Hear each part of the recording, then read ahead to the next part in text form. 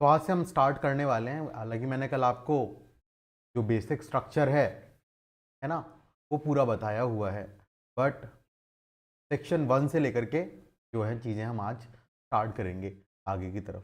ठीक है, देखिए, भारतीय नागरिक सुरक्षा संहिता 2023 it is act number 46 of, ये एक्ट नंबर भी कभी कभी पूछ लिया जाता है कौन सा एक्ट नंबर है। Act number 46 of 2023। आपका बीएनएस जो हो गया, जो पहले आईपीसी हुआ करता था, वो 45 है। आईपीसी भी 45 था ऑफ 1860, और आपका नया बीएनएस भी 45 ही है। एविडेंस एक्ट जो अब बन गया है भारतीय साक्ष्य अधिनियम, वो हो गया है आपका 47 of 2020। 45, 46 and 47, 3 major act were enacted, है ना। और इनेक्टमेंट डेट आप सभी को बिल्कुल पता होगी, 25 ऑफ December 2023। ये आपकी इनेक्टमेंट मतलब जिस दिन एक्ट बना है। And the enforcement date is 1 of July 2024। ये आपका एनफोर्समेंट डेट है। अब क्योंकि ये प्रोसीजरल लॉ है, तो प्रोसीजरल लॉ और सब्सटेंटिव लॉ का एक बड़ा डिफरेंस जो निकल करके आता है, वो आता है इसके इफेक्ट को लेकर के, whether it has prospective effect और रेट्रोस्पेक्टिव इफेक्ट। प्रोस्पेक्टिव इफेक्ट का मतलब अभी की डेट से ये आगे आने वाली चीजों के लिए, आगे आने वाले ऑफेंसेस के लिए केवल लागू होगा, और पुरानी बातों के लिए लागू नहीं होगा। बैक डेट से इसका एप्लीकेशन नहीं है। इसका मतलब होता है प्रोस्पेक्टिव इफेक्ट। रेट्रोस्पेक्टिव इफेक्ट होने का मतलब होता है कि बैक डेट से भी ये लागू हो सकता है। तो जो प्रोसीजरल लॉ होते हैं वो जनरली, मैं बोल रहा हूं, they are generally having retrospective effect. उनका रेट्रोस्पेक्टिव इफेक्ट होता है। इसलिए मान लीजिए ऑफेंस जो है वो मान लीजिए 2023 में कमिट हुआ, लेकिन अगर उसकी अपील फाइल करी जा रही है या बेल फाइल करी जा रही है आफ्टर 1 जुलाई 2024, तो वो सीआरपीसी में नहीं, बीएनएसएस में फाइल कीजिए। लेकिन अगर ऑफेंस कमिट हो गया मान लीजिए फरवरी 2023 में कमिट हुआ, या फरवरी 2024 में कमिट हुआ, मैं बोल, और उसकी एफआईआर लिखी जाती है 2 जुलाई 3 जुलाई को, तो ऑफेंसेस जो होंगे वो कौन से लिखे जाएंगे? आईपीसी के लिखे जाएंगे, ना कि बीएनएस के लिखे जाएंगे। भारतीय न्याय संहिता के नहीं लिखे जाएंगे, आईपीसी के लिखे जाएंगे। क्योंकि आईपीसी बीएनएस जो है वो क्या है? सब्सटेंटिव लॉ है। सब्सटेंटिव लॉ कभी भी प्रोस्पेक्टिव इफेक्ट से ही, सब्सटेंटिव लॉ कभी भी रेट्रोस्पेक्टिव इफेक्ट से लागू नहीं होगा, हमेशा प्रोस्पेक्टिव इफेक्ट होगा उसका। तो अगर ऑफेंस 1 जुलाई के बाद कमिट किया तभी, केवल और केवल तभी बीएनएस एप्लीकेबल होगा, अदरवाइज आईपीसी की सेक्शंस लगाते हैं। लेकिन प्रोसीजरल लॉ में ऐसा नहीं। भले ही ऑफेंस 1 जुलाई 2024 के पहले हो चुका हो, एफआईआर तब की रजिस्टर हो चुकी हो, लेकिन अब प्रोसीजर फॉलो करने की बात आएगी after 1 July. The procedure, which procedure will be followed? The procedure of BNSS, भारतीय नागरिक सुरक्षा संहिता। इतनी बात जो मैंने अभी आपको बताई, क्या इतनी बात में आपको कोई डाउट है, कोई समस्या है, कोई ऐसी चीज जो आपको लग रहा हो कि नहीं ये समझ में नहीं आया? बताओ जरा जल्दी से। Is there anything that you think not able to understand? जो बातें मैंने भी आपको बताई हैं वो बातें।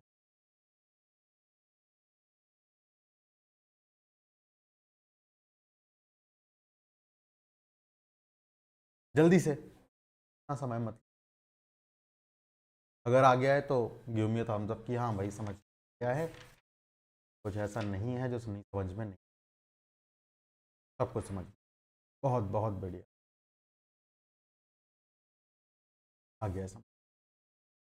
अब हम बढ़ते हैं, हमारे एक एक सेक्शन को पढ़ते हैं। सबसे पहले हमारा जो सेक्शन है वो है short title, extent and commencement. तो कमेंसमेंट डेट तो हालांकि मैंने आपको बता ही दी है कि कमेंसमेंट डेट कौन सी है। तो कमेंसमेंट डेट है आपकी 1 जुलाई 2024। ठीक है, इस एक्ट का नाम जो है वो है आपका बिल्कुल भारतीय नागरिक सुरक्षा संहिता। 2023। Second sub section is very very important, बहुत बार एग्जाम में पूछ दिया जाता है।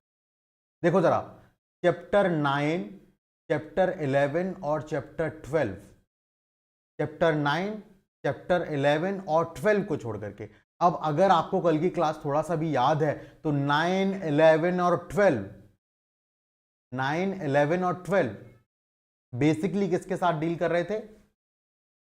आपकी जो पावर्स होती है मैजिस्ट्रेट की, कौन से मैजिस्ट्रेट की? एग्जीक्यूटिव मैजिस्ट्रेट की, या प्रिवेंटिव एक्शंस की, पुलिस की जो प्रिवेंटिव एक्शन की पावर है वो 12 में दी गई है। 9 और 11 जो डील करता है मिसलिनियस पावर, मैंने बताया था आपको, एग्जीक्यूटिव मैजिस्ट्रेट की पावर है कि सिक्योरिटी लेने के लिए, पब्लिक ऑर्डर को मेंटेन करने के लिए चैप्टर 11, उनको छोड़ करके, उनको छोड़ देना है, उनको छोड़ करके जो भी प्रोविजंस संहिता के हैं वो स्टेट ऑफ नागालैंड पर और ट्राइबल एरियाज पर अप्लाई नहीं। जो बीएनएसएस है वो ट्राइबल एरिया में और नागालैंड में अप्लाई नहीं होता है। लेकिन कौन से प्रोविजंस को छोड़ देना है? चैप्टर 9 को, चैप्टर 11 को और चैप्टर 12 को। ये प्रोविजंस जो हैं, जो चैप्टर 9 के हैं, 11 के हैं और 12 के हैं, ये नागालैंड और ट्राइबल एरियाज में भी लागू होते हैं। मैंने बताया आपको 9 और 11 जो है वो रिलेट करते हैं एग्जीक्यूटिव मैजिस्ट्रेट की पावर्स के साथ में। 9 जो है वो डील करता है आपका सिक्योरिटी लेने के लिए, to maintain peace, to keep peace. Chapter 11 deal करता है पब्लिक ऑर्डर को मेंटेन करने के लिए, the powers of executive magistrate to maintain the power, maintain the peace, and chapter 12 deals with the preventive actions taken by the police। ये आपके state of Nagaland और tribal areas में भी अप्लाई करते हैं। लेकिन अगर देखो स्टेट गवर्नमेंट चाहे, जो कंसर्न स्टेट गवर्नमेंट है, भाई जिस भी ट्राइबल एरिया की आप बात कर रहे हैं वो जगह, या फिर नागालैंड की स्टेट गवर्नमेंट चाहे, वो चाहे तो नोटिफाई करके इन प्रोविजंस को वहां पर अप्लाई कर सकते हैं। ये आपका सेकेंड पैरा में लिखा हुआ है, जहां से आपकी बट की कहानी स्टार्ट होती है। But the concern state government may by notification apply such provisions or any of them to the whole or part of the state of Nagaland or such tribal area as the case may be, with such supplemental, incidental or consequential modification as the case may be specified in the notification। चाहे तो पूरा का पूरे जगह पे apply कर दें, या बोल सकते हैं कि इतने हिस्से पर अप्लाई होगा और किन मॉडिफिकेशंस के साथ अप्लाई होगा वो भी वो डिफाइन कर सकते हैं। It is to whom, it is for the state government to decide. किन पर लागू नहीं होता है? नागालैंड पर और ट्राइबल एरियाज पर लागू। अब ऑब्वियस सी बात है, ट्राइबल एरिया का मतलब क्या है? तो ट्राइबल एरिया का मतलब जो है एक्सप्लेनेशन में, तो tribal area means territories which immediately before 21st of January 1972 were included in the tribal areas of Assam. Tribal areas of Assam as referred in paragraph 20 of the 6th schedule to the constitution, other than those within the local limits of municipality of the Shillong। Shillong की municipality को छोड़ करके, अच्छा पहले considered था, अभी तो शिलोंग वाला पार्ट भी अलग हो गया है। जो शिलोंग है अब वो किसका पार्ट नहीं है? असम का पार्ट नहीं है। Earlier it used to be. ठीक है, चलो बड़ा,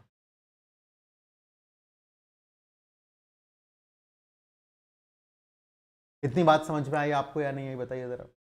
is this clear to you all और नॉट? बहुत बढ़िया, ठीक है। अब इसकी इन्फोर्समेंट डेट जो देखो, इन्फोर्समेंट डेट जो है वो मैं आपको बता चुका हूं। सच डेट मैंने बता दी आपको 1 जुलाई 2024। हालांकि एक और डेट है जो 106 सेक्शन के लिए आती है, फेब की डेट है, that is not to be remembered. उसको आपको ध्यान नहीं रखना है, वो आपके कंसर्न का नहीं है। आपको याद रखना है 1 जुलाई 2024 को ये लागू होता है। Now the definition part and the very important, I must say. क्यों मैं ऐसा बोल रहा हूं? क्योंकि अगर किसी एक्ट का, मैं बोल रहा हूं आपके पास में 15 एक्ट हैं in the MPCG exam and 16 or 17 acts are there in Chhattisgarh civil judge exam or in any other state for this example we can take. किसी भी स्टेट की आप बात करेंगे, सभी जगह अगर मैं आपको बोलूं कि हाई चांसेस हैं कि डेफिनेशन का नंबर पूछा जाए कि कौन सी डेफिनेशन में, कौन से सबसेक्शन में, कौन से क्लॉज में कौन सी डेफिनेशन, अच्छा डेफिनेशन क्या है ये सबको पता हो जाएगी, लेकिन कौन से सेक्शन में, कौन से क्लॉज में, क्लॉज ए में, क्लॉज बी में, क्लॉज सी में, किस क्लॉज में कौन सी डेफिनेशन दे रखी है, अगर ये किसी एक्ट से पूछा जाएगा तो उसमें सबसे ऊपर नाम बीएनएसएस का आएगा, सीआरपीसी। सबसे ज्यादा प्रोविजंस यहीं से पूछे जाते हैं। आपको विक्टिम पूछा जाएगा कौन से में लिखा, पूछेगा वारंट केस कौन से क्लॉज में लिखा है, पूछेगा कंप्लेंट कौन से क्लॉज में लिखा है, इन्वेस्टिगेशन कहां लिखा है, इंक्वायरी कहां लिखा है, कॉग्निजेबल ऑफेंस कहां लिखा है, नॉन कॉग्निजेबल ऑफेंस कहां लिखा है, नंबर पूछेगा। तो अभी तक मैंने आपको जितने एक्ट्स पढ़ाए वहां पर मैंने ज्यादातर आपको ये नहीं बोला होगा कि आप क्लॉज का नंबर भी याद रखें। आई टोल्ड यू कि आप डेफिनेशन याद रखें, that is more than sufficient for you, but in CRPC now it is BNSS, the clauses are very very important. A से लगा करके Z तक 26 total definition, and I must tell you they are very easy to remember, बहुत आसानी से आपको याद हो जाने। तो पहले अपन फोकस करेंगे केवल किस बात पर कि हम क्लॉजेस को कैसे ध्यान में रखें, then I will pick some important definition. अच्छा ऐसा नहीं है कि मैं सारे डेफिनेशंस आपको नहीं लेकर के जाऊंगा, I will go through every definition here, but I will pick some of the definitions which are important, जिन पर कभी कभी शॉर्ट नोट लिखने को आता है, और उनको हम रेस्पेक्टिव कैटेगरी में जब पहुंचेंगे, जैसे कंप्लेंट को जब हम पढ़ेंगे कॉग्निजेंस से रिलेटेड प्रोविजंस और कंप्लेंट से रिलेटेड प्रोविजंस, तो वहां पर हम डिटेल में जानेंगे। But for now, for the time being, हम उसको एक क्रिस्प मैनर में संक्षिप्त तौर पर समझ लेंगे अभी भी। तो first let us see which clause contains which provision. ठीक है, तो मैंने बताया सबसे पहले तो आपको याद रखना है 2(1) से, सेक्शन 2 सबसेक्शन 1 से ये शुरुआत हो रही है। कहां से शुरुआत हो रही है? सेक्शन 2 सबसेक्शन 1 से। बिल्कुल ऐसे ही लिखते जाइएगा आप आपके नोटबुक के अंदर। Very crucial, I must say very crucial. आप सभी लोग अपना बैरेट खोल करके रखें आपके सामने, ठीक है। सेक्शन 2 सबसेक्शन 1 से जो है कहानी स्टार्ट होती है, और सबसेक्शन 1 के ए से लगा करके A to Z इतनी डेफिनेशंस दी हुई हैं, ए से लगा करके Z तक। टोटल कितनी हो गई? 26। तो 26 डेफिनेशंस जो है हमें समझ ले। और सबसे बढ़िया बात है, अल्फाबेटिकली ये दी हुई हैं। कैसे दी हुई हैं? अल्फाबेटिकल दी हुई हैं। ए से स्टार्ट होगी कहानी और लास्ट तक जाएगी वारंट केस। आ रही है बात? समझ नहीं आ रही है? तो सबसे पहली जो डेफिनेशन दी हुई है वो दी हुई है ऑडियो वीडियो, बैरेट पे, audio video electronic. Audio video electronic means, ये गलत कर दिया इन्होंने, इन्वर्टेड कॉमा को यहां नहीं लगा करके मींस के बाद लगाना। Audio video electronic means, audio video electronic means. तो A is for audio video electronic means. इस बात समझ में? ए से तो ध्यान रहेगा audio video electronic means A में। नेक्स्ट इज बेल, फिर बेलेबल ऑफेंस, फिर बेल बॉन्ड, फिर bond. Bail, bailable offence, bail bond and bond. There are 4 definitions of B. तो 4B से याद रख सकते हो इसको। आप ऐसे याद रख सकते हो 4B, या फिर ऐसे याद रख सकते हो BE में B दिया हुआ है। या तो आप सामने क्या लिख सकते हो? 4B, भाई 1A हो गया आपका, फिर उसके बाद में 4B हैं, 4Bs हैं। या ऐसे लिख सकते हो BE में B दिया हुआ है। किसी भी तरीके से याद रख सकते हो। बी से लगाकर ई तक क्या लिखा है, बी लिखा है, या 4 बीज, कुछ भी तरीके से आप ध्यान रखें, ये आपके ऊपर है, ये आपके ऊपर है। Next is C. तो देखो एफ से स्टार्ट हो रहा है, एच तक जा रहा है, एच एफ सी। अगर आपको के एफ सी ध्यान है तो एच एफ सी भी याद हो सकता है। H F C, H F C में क्या है, सी है, H F C 4B, then H F C. A में तो वही ऑडियो वीडियो मीन्स हो गया, ए में ऑडियो वीडियो मीन्स हो गया, फिर बी से कहानी स्टार्ट होती है बी की, देयर आर 4 बीज। तो 4 बीज कहां तक जाएंगे भाई, ए निकाल दिया आपने तो 5 तक जाएंगे, 5 हो गया आपका ई 5। उसके बाद में कहानी स्टार्ट होगी सी की। तो सी जो है कहां से स्टार्ट होता है, सी स्टार्ट होता है आपका एफ से और जाता है एच तक। There are 3 Cs, 4B 3C, 4B 3C, HFC। ठीक है, देखिएगा जरा, सी चार्ज, चार्ज एफ से स्टार्ट हो रहा है, चार्ज। फिर कॉग्निजेबल ऑफेंस, देखो यहां पर भी बिल्कुल आपका जो अल्फाबेटिकल मैनर है, डिक्शनरी फॉर्मेट है, उसी तरीके से लिखा हुआ है। पहले आया आपका चार्ज, फिर आया कॉग्निजेबल ऑफेंस, फिर आया कंप्लेंट। मैं बताऊं, HFC, चाहे आप एफ की बात करें, चाहे जी की बात करें, चाहे एच की बात, तीनों ही प्रोविजंस बड़े important, they are very very important. Then comes, C के बाद डी है, डी से कोई डेफिनेशन नहीं है हमारी, we do not have any definition with D. Then we have I, I is for information technology, याद रख सकते, I is for information technology, electronic communication से रिलेटेड जो बातें हैं, इलेक्ट्रॉनिक कम्युनिकेशन, इलेक्ट्रॉनिक कम्युनिकेशन जो है वो आई में दिया हुआ है, information technology. Then we have J which talks about high court. High court में ऑब्वियस सी बात है, जजेस बैठते हैं, तो जे से आप हाई कोर्ट याद रख सकते हैं। J is for high court, K is for inquiry, L is for investigation,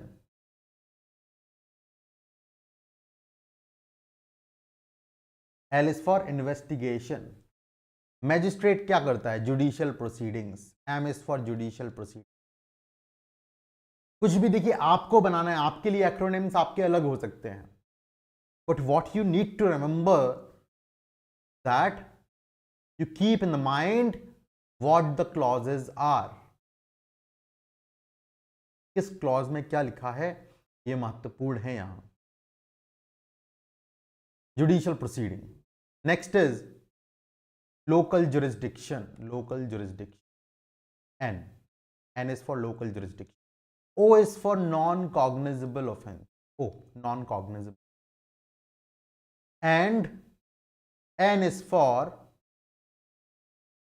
P is for notification, P जो है notification, and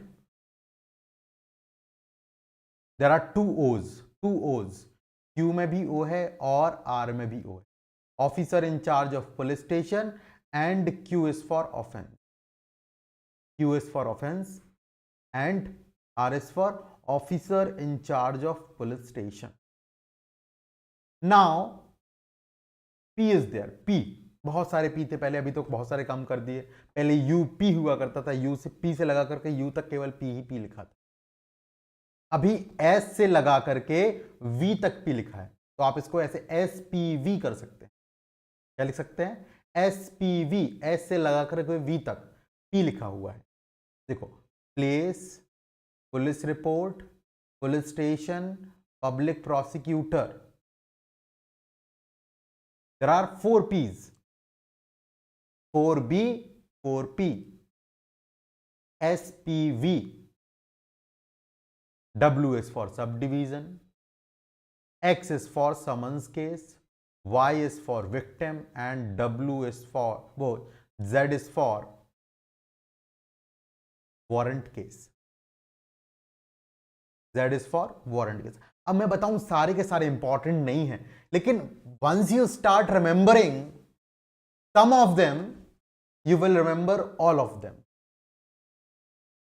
जब आप कुछ को याद रखेंगे तो उसके आगे पीछे का ऑटोमेटिकली आपको याद हो जाए. जैसे कि आपको अगर याद रहे ओ में नॉन कॉग्निजेबल ऑफेंस है, तो भाई उसके बाद नोटिफिकेशन है. आ रही है बात समझ में? कुछ आपको याद रखे, लास्ट आपको याद रहेगा Z is for warrant case, उसके ऊपर विक्टिम है और उसके ऊपर समन्स केस है, और उसके ऊपर तो एसपीवी देख ही चुके हैं बीच में सब डिवीजन को छोड़कर. तो यू रिमेंबर दिस. आप एक पेज के अंदर जब लिख के रखेंगे सारे के सारे और एक खुद के लिए कुछ एक्रोनिम्स वगैरह बना लेंगे, then it becomes very easy for you to remember all those things. All the clauses you will remember, all the clauses you will have in your mind. कोई आपको प्रॉब्लम नहीं होगी. क्या करना है ये समझ में आया है या नहीं आया? Getting my point or not? कि क्यों जरूरी है ये? एग्जाम में पूछा जाएगा, बहुत पूछा जाता है. मैं बताऊं स्पेशली कौन से पूछे जाएंगे? कॉग्निजेबल ऑफेंस, विक्टिम कहाँ लिखा है, समन्स केस कहाँ लिखा है, ये पूछा जाएगा सब आपसे. अब ये तो होगा जो डिफाइंड है यहां. अब जो डिफाइंड नहीं है मैं बताऊं वो भी पूछा जाएगा. If a word is not defined in BNSS then what? तो बोला गया अगर यहां डिफाइंड नहीं है और उसको डिफाइन किया गया है आईटी एक्ट में या फिर भारतीय न्याय संहिता में, तो उसका मतलब वही होगा जो वहां है. जैसे कि मर्डर यहां डिफाइन नहीं करा, but murder is defined in BNSS, BNS. Computer यहां डिफाइन नहीं करा, but computer is defined in information and technology act, वहां पर डिफाइंड है. आ रही है बात समझ? तो वो मतलब होगा जो वहां पर है. अच्छा ये सीधा पूछा जाएगा, क्वेश्चन आएगा, the words here are not defined in BNSS are carried or they carry the same meaning as defined in which act? नीचे ऑप्शन होगा इंफॉर्मेशन टेक्नोलॉजी, दूसरा होगा भारतीय साक्ष्य अधिनियम, तीसरा होगा भारतीय न्याय संहिता, और चौथा ऑप्शन होगा ए एंड सी बोथ. आप आंसर क्या लगा के आएंगे? A and C both. Are you getting my point और नॉट? यहां डिफाइन नहीं किया गया है, लेकिन उस टर्म को डिफाइन किया गया है या तो आईटी एक्ट में या भारतीय न्याय संहिता में, बीएनएस के अंदर. तो उसका मतलब वही होगा जो वहां पर है, वही मतलब हम यहां इंपोर्ट करेंगे, वही मतलब इस एक्ट के अंतर्गत, इस संहिता के अंतर्गत हम इंपोर्ट कर लेंगे. सेम मतलब. Is this clear or not? बताओ जरा. बात आपको समझ. Now let us discuss the different provisions here. जो अलग अलग डेफिनेशंस दी गई हैं, अब आप डेफिनेशंस को भी तो जान लें. अभी तो हमने केवल अरेंजमेंट को देखा कि how the arrangement can be remembered, HFC हो गया, एसपीवी हो गया, है ना. हमने थोड़े थोड़े से एक्रोनिम्स बना लिए खुद के लिए, सहूलियत के लिए. कुछ बीच बीच के भी आप याद कर लेंगे ना, तो आपके लिए सहूलियत हो जाए.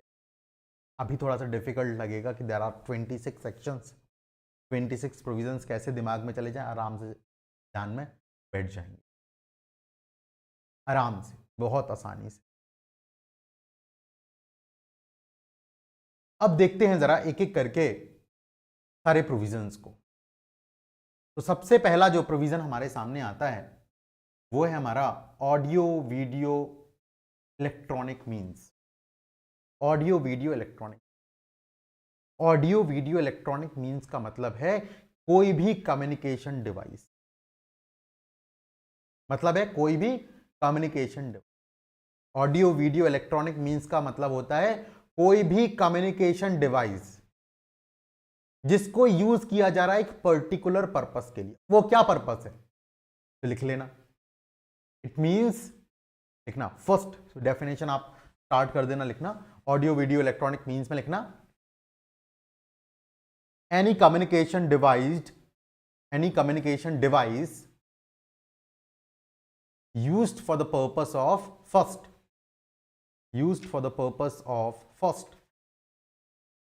नीचे लिखना वीडियो कॉन्फ्रेंसिंग, सेकंड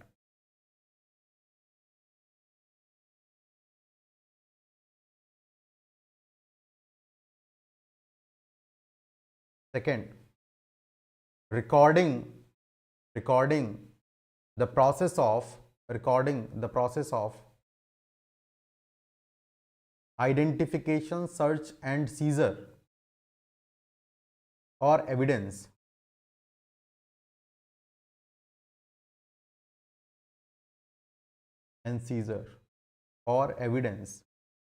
मतलब एविडेंस को जब रिकॉर्ड कर रहे हैं तो भाई उसकी रिकॉर्डिंग की जा रही है। आपने एक फोन लगा दिया है जिससे आप सर्च एंड सीजर को रिकॉर्ड कर रहे हैं। अगर आइडेंटिफिकेशन ऑफ विटनेसेस हो रहा है, आइडेंटिफिकेशन ऑफ अक्यूज्ड हो रहा है, या आइडेंटिफिकेशन ऑफ थिंग हो रहा है, तो जब आइडेंटिफिकेशन हो रहा है, टीआईपी कंडक्ट करा जा रहा है, टेस्ट आइडेंटिफिकेशन परेड हो रही है, तो आप उस टेस्ट आइडेंटिफिकेशन परेड को क्या कर रहे हैं, रिकॉर्ड कर रहे हैं एक वीडियो कैमरे के माध्यम से या मोबाइल फोन के माध्यम से। और यही मैं बताऊं इंटीग्रेट किया गया है पूरे के पूरे BNSS. At different places you will find this to bring out the transparency in the investigation process. This has been included. Earlier there were no provisions as such, but now many provisions have been inserted by way of this new act. आ रही है बात समझ? तो भाई communication device, audio video electronic means का, audio video means का मतलब क्या है, कोई भी कम्युनिकेशन डिवाइस जो कि यूज किया जा रहा है किस पर्पस के लिए, वीडियो कॉन्फ्रेंसिंग के लिए। आप लैपटॉप का इस्तेमाल कर रहे हैं, आप मोबाइल फोन का इस्तेमाल कर रहे हैं वीडियो कॉन्फ्रेंसिंग के लिए, या फिर आप किसी एविडेंस को, आइडेंटिफिकेशन परेड को, किसी सर्च को, किसी सीजर को रिकॉर्ड करने के लिए सर्च एंड सीजर कर रहे हैं। भाई एक व्हीकल पकड़ा पुलिस ने और उसकी सर्च किया जा रहा है उसको, व्हीकल को, तो भाई उस फोन को ऑन कर लिया आपने, एक फोन को ऑन कर लिया और उससे वीडियो रिकॉर्डिंग स्टार्ट कर दी। सर्च कर रहे हैं और आपको कुछ वस्तु है उसमें कॉन्ट्राबैंड आर्टिकल आपको मिल जाता है, आप उस कॉन्ट्राबैंड को सीज करते हैं, तो it is all recorded on the mobile phone. वो क्या कहलाएगा आपका, ऑडियो वीडियो मींस कहलाएगा, ऑडियो वीडियो इलेक्ट्रॉनिक मींस। ठीक है। और evidence, third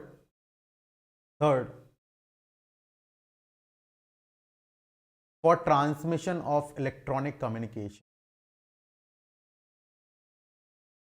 for transmission of electronic communication,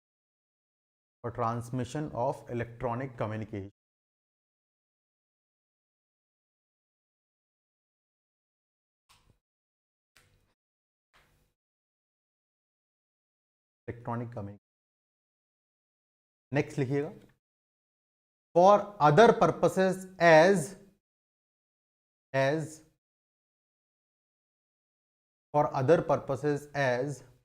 the state government may provide by rules.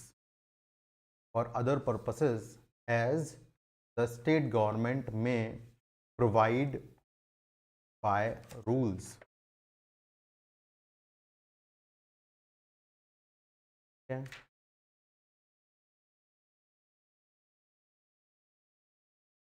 बातें समझ आ गई?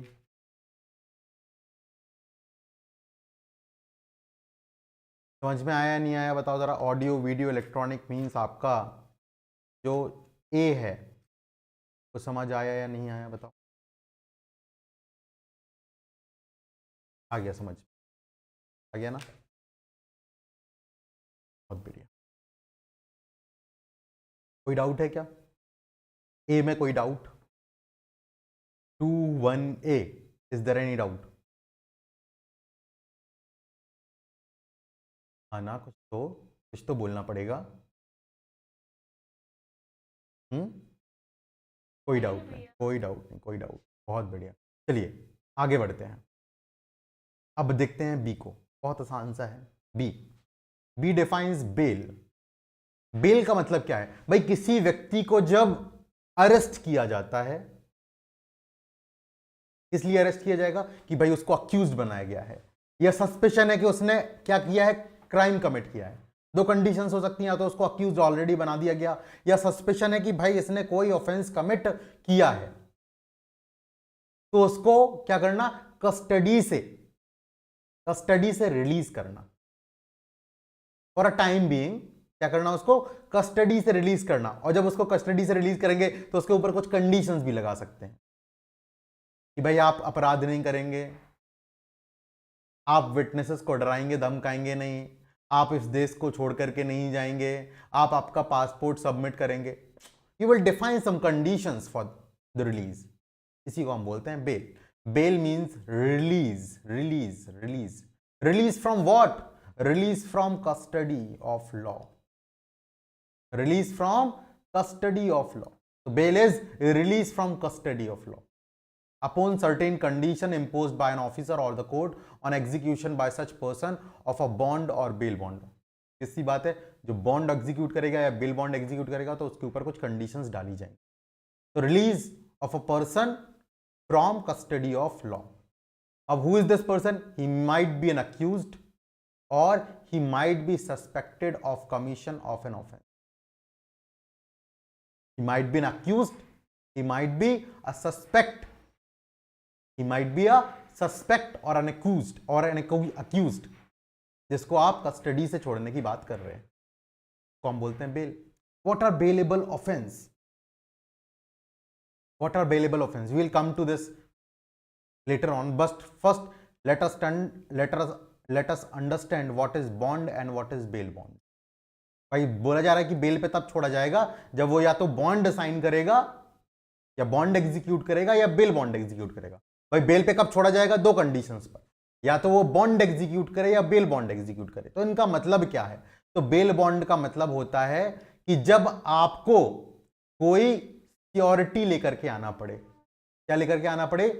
एक साथ में सिक्योरिटी लेकर के आना पड़े। आप तो दे ही रहे हो, आपके साथ में एक सिक्योरिटी आता है, वो बोलता है कि हाँ मैं आपकी उपस्थिति के लिए, कि जब भी आपको कोर्ट बुलाया जाएगा मैं आपकी उपस्थिति के लिए आपका सिक्योरिटी बनता हूं कि हाँ भाई ये उपस्थित रहेगा। एक अमाउंट के लिए वो क्या करता है? बॉन्ड साइन करता है सिक्योरिटी लेकर। बॉन्ड का मतलब क्या होता है? भाई you are released on bond, मतलब आपको बिना सिक्योरिटी के छोड़ा जा रहा है।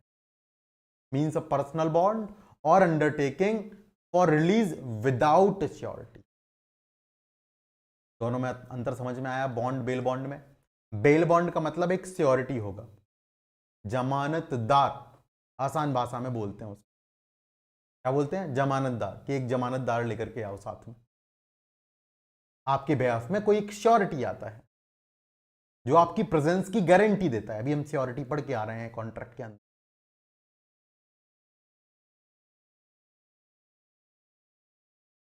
बात समझ आ रही है नहीं आ रही है?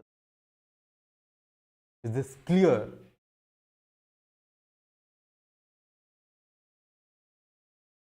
बहुत बढ़िया, बहुत अच्छे। अब देखते हैं बेलेबल ऑफेंसेस कौन कौन से offence. What are bailable offence? तो बहुत आसान है, अगर मैं आपको परिभाषा से बताऊं कि बेलेबल ऑफेंस क्या है, तो बेलेबल ऑफेंस बड़ा आसान है भाई। यहां पर दो शेड्यूल दिए गए हैं। In BNSS there are 2 schedule.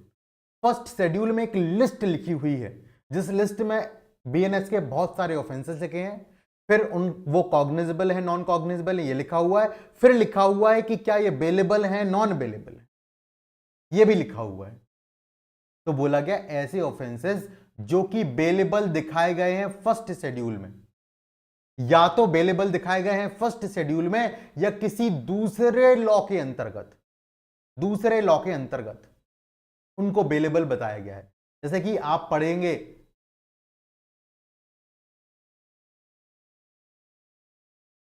For example, you will go for MP accommodation act. जब आप एमपी एकोमोडेशन एक्ट में पढ़ते हैं तो वहां पर जो ऑफेंसेस हैं वहीं पर लिखा हुआ है कि ये बेलेबल है, नॉन बेलेबल है। वहां पर सारे बेलेबल हैं, तो वो लिखा हुआ है वहां पर। तो या तो दूसरा लॉ बेलेबल बता रहा है, या यहां पर फर्स्ट शेड्यूल में उनको बेलेबल बोला गया है, तो वो ऑफेंसेस बेलेबल कहलाएंगे। अगर आपके पास में अभी आप डायरेक्ट साथ में खोले हुए हैं, then you can open the first schedule, आप फर्स्ट शेड्यूल को खोल लीजिए, देख ही लेते हैं। Open up the first schedule, आप फर्स्ट शेड्यूल खोलिए, देखो फर्स्ट शेड्यूल का अब आप कॉलम नंबर 5 देखेंगे। कॉलम नंबर कौन सा है? 5। तो कॉलम नंबर 5 के अंदर लिखा हुआ है क्या ये ऑफेंस बेलेबल है या ये ऑफेंस नॉन बेलेबल है। क्या ये बेलेबल है या नॉन बेलेबल है, ये लिखा हुआ है। यहां पे लिखा है, देखो सेक्शन नंबर 49, बीएनएस की बात हो रही है यहां पे, भारतीय न्याय संहिता, अबेटमेंट ऑफ एनी ऑफेंस। तो अकॉर्डिंग टू दी ऑफेंस, यहां पर आपको समझ में नहीं आएगा क्योंकि यहां पर ये ऑफेंसेस थोड़े से अलग हैं।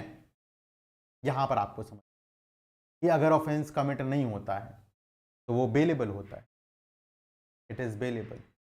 सब जगह लिखा हुआ है बेलेबल, नॉन बेलेबल, बेलेबल, ये सारे ऑफेंसेस यहां पर लिखे हुए हैं। ऑफेंसेस की कैटेगरी बनाई गई है भाई। 106 subsection 1 offences bailable, bailable, non bailable, non bailable. तो ये कैटेगरी सब सारी की सारी कहां लिखी है? Column number 5 schedule 1। तो वहां पर अगर बेलेबल बोला गया, कहां पर? शेड्यूल 1 के अंदर उसको बेलेबल बताया गया है, तो वो ऑफेंस बेलेबल होगा, अदरवाइज वो ऑफेंस कैसा होगा? Non bailable. This clear or not? Otherwise वो ऑफेंस कैसा होगा? Non bailable. यही लिखा हुआ है आपका सी के अंदर। Bailable offence shown bailable in first schedule और bailable under any other law. And non bailable, non bailable का मतलब क्या क्या है भाई? जो बाकी के ऑफेंसेस हैं जो बेलेबल नहीं है वो नॉन बेलेबल ऑटोमेटिकली हो जाएंगे। Is this clear or not? अब जनरली मैं बता रहा हूं, जनरली हम ये कह सकते हैं कि जो 3 साल से नीचे के अपराध वाले ऑफेंसेस होते हैं वो जनरली, मैं बोल रहा हूं, मैं ये नहीं बोल रहा हूं कि it is an absolute rule, लेकिन जनरली आपको यह देखने के लिए मिलेगा कि ये जो 3 साल से नीचे के अपराध होते हैं ये जनरली बेलेबल होते हैं, और जो 3 साल से ऊपर के होते हैं वो नॉन बेलेबल होते हैं। अब बेलेबल है तो बेलेबल में क्या होता है? देखो, बेलेबल में जो अक्यूज्ड है उसका राइट होता है कि वो बेल ले सकता है। उसका राइट है कि जब भी उसको अरेस्ट किया जाएगा बेलेबल ऑफेंस के लिए, और अगर वो बेल देने के लिए तैयार है, अगर वो बेल देने के लिए तैयार है, मतलब वो बॉन्ड एग्जीक्यूट करने के लिए, बेल बॉन्ड एग्जीक्यूट करने के लिए तैयार है, उसको तुरंत के तुरंत छोड़ दिया जाएगा। अगर वो वहां बेल दे ही नहीं रहा है तब तो उसको कस्टडी में रखा जाएगा, फिर मैजिस्ट्रेट के सामने प्रोड्यूस किया जाएगा, फिर मैजिस्ट्रेट उससे बेल लेने के लिए बोलेगा, अगर चाहे तो बॉन्ड देने के लिए या बेल बॉन्ड देने के लिए। अरे ये बात समझो, तो बेलेबल ऑफेंस में as a matter of right accused can claim bail. Non bailable offences में क्या होगा? नॉन बेलेबल ऑफेंसेस में अक्यूज जो है as a matter of right bail claim नहीं कर सकता। It is for the court to decide कि बेल दिया जाएगा या नहीं दिया। अब whether the bail can be granted or not, whether bail is a rule and jail is an exception, ये एक सेइंग बहुत आती है। We will discuss it once we reach the provisions relating to bail. लेकिन अभी के लिए आप एक तरफ बेलेबल ऑफेंस लिखिए, एक तरफ नॉन बेलेबल ऑफेंस। क्या करेंगे आप?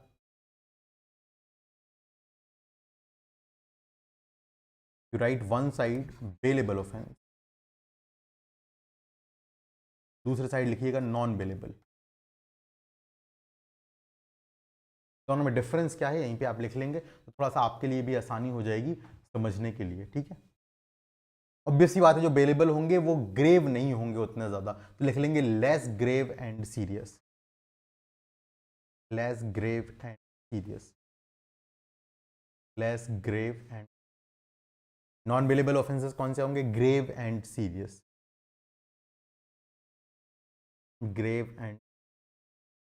सेकेंड लिखेंगे बेलेबल में punishable with less than 3 years, punishable with less than 3 years, punishable with less than 3 years। नॉन बेलेबल में क्या लिखेंगे? Punishable for more than 3 years और मोर देन 3 years, 3 years और मोर लिख लेना, पनिशेबल विद 3 years और मोर।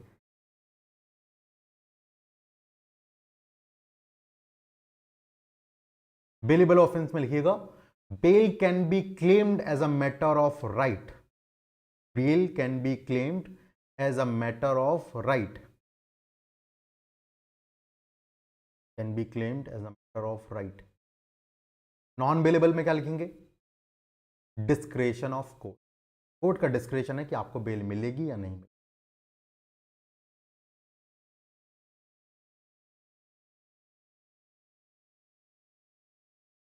फिर नीचे लिख लीजिएगा. दोनों में डिफरेंसेस तो हो ही गए. अब जो डेफिनेशन में बात लिखी हुई थी कि बेलेबल नॉन बेलेबल कहां लिखा हुआ, उस बात को भी स्टार मार्क करके आप लिखना चाहें तो लिख लेना. In schedule 1 column 5 sorry, there are 6 columns in total. कितने कॉलम है? 6 कॉलम है टोटल. वहां पर आपके शेड्यूल 1 के अंदर 6 कॉलम है. 6 कॉलम में से जो 5वां कॉलम है, ठीक है, in schedule 1 column 5 it has been stated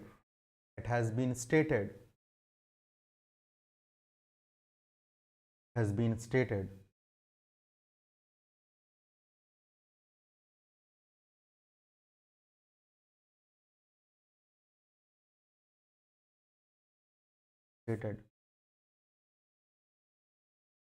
whether an offense is bailable or non-bailable. Whether an offense is bailable or non-bailable.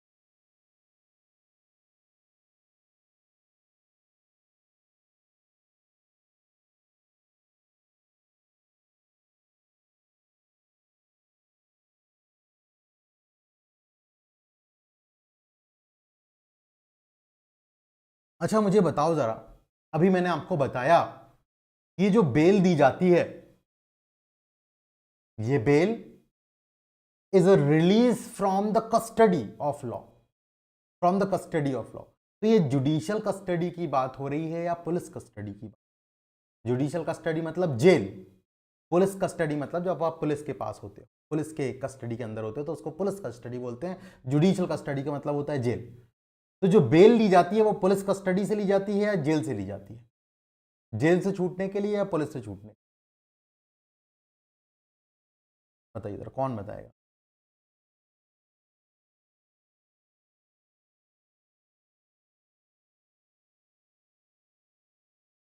Jail से छूटने. और कौन बताएगा? स्वाति आप बताइए. अच्छा, और पुलिस से छूटने के लिए बेल कभी नहीं ली जाएगी?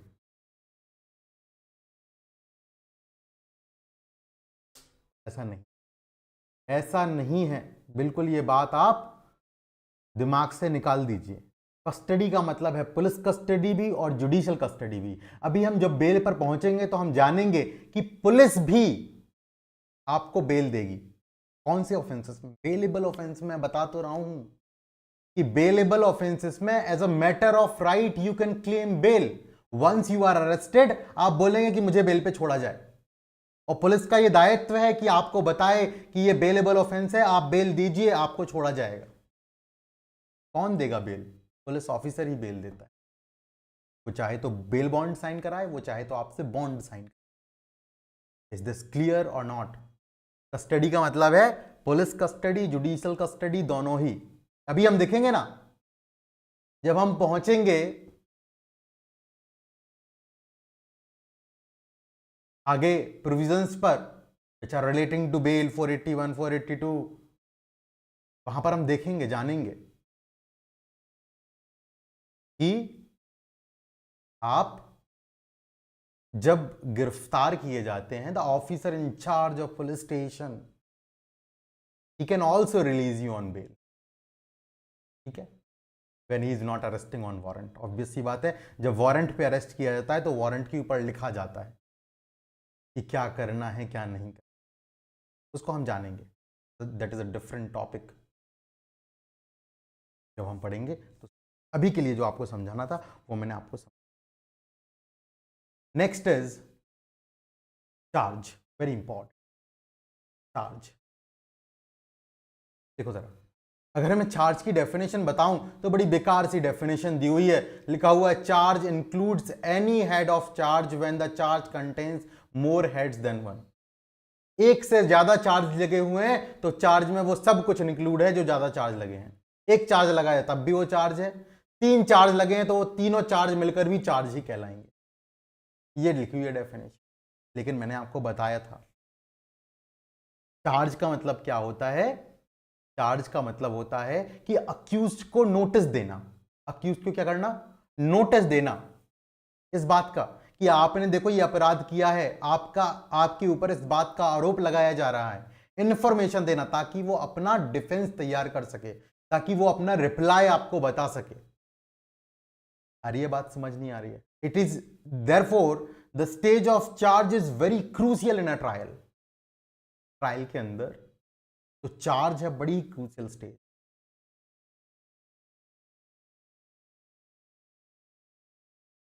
अगर अक्यूज्ड को यही समझ में नहीं आया कि उसके ऊपर आरोप क्या है, why he is going in the trial, और what he is going for the going in the trial, how he can defend himself, how you can suppose this thing that he can defend himself in a good manner?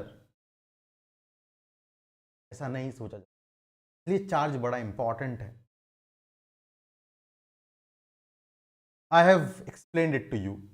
Now write a very good definition about it, कि आपको यहां भी काम आएगी, और जब हम आगे के सक्सेसिव सेक्शंस पर पहुंचेंगे, जब चार्ज को हम डील कर रहे होंगे, then also it will be important. ठीक है, लिख लेना चार्ज।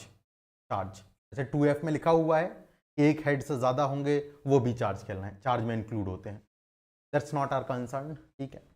लेकिन आपको ये डेफिनेशन भी जो यहाँ पर दी हुई है, इंक्लूजन दिया हुआ है एक तरीके से, एक चार्ज है तो वो भी चार्ज होता है, चार चार्ज लगे हुए हैं तो वो भी चार्ज होता है। हम देखेंगे जब हम चार्ज पढ़ेंगे तो हम चार्ज में जाएंगे, फॉर्म को देखेंगे क्या फॉर्म होता है चार्ज का, चार्ज बनाना भी सीखेंगे हम साथ में। ठीक है, कि एक साथ कई चार्ज लगाए जाते हैं, तो कई चार्ज लगाए जाएंगे वो भी चार्ज में साथ। But you right a definition about charge here only. ठीक है, लिखिए, it is precise formulation, it is precise formulation, precise तरीके से फॉर्मुलेट किया जाए, precise formulation of specific accusation, of specific accusation